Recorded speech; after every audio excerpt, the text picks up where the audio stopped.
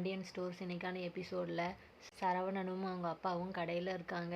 சரவணன் அவங்க அப்பா கிட்ட, அப்பா நான் மயிலுக்கு டைவர்ஸ் நோட்டீஸ் அனுப்பிச்சிட்டேன் அப்படின்னு சொல்கிறாங்க. அவங்க அப்பா ரொம்ப ஷாக் ஆகுறாங்க. மயிலுக்குமே அந்த நோட்டீஸ் போயிடுது. மயிலும் அந்த நோட்டீஸை பார்த்து ரொம்ப ஷாக் ஆயிடுறா.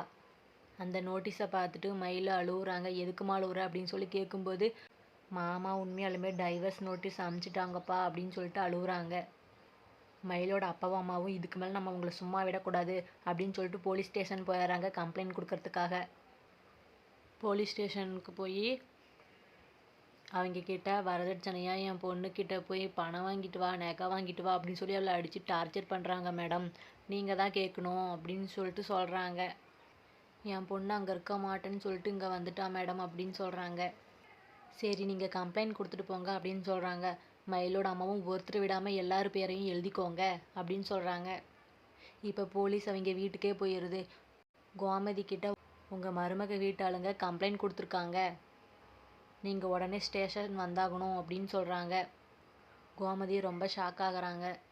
இப்போ போலீஸ் கடைக்குமே போயிடுறாங்க. அங்கே போய் உங்கள் எல்லார் பேர் மேலேயும் தான் கம்ப்ளைண்ட் கொடுத்துருக்காங்க, நீங்கள் எல்லாருமே போலீஸ் ஸ்டேஷன் வந்தாகணும் அப்படின்னு சொல்லி எல்லாரையுமே கூட்டிகிட்டு போயிடுறாங்க.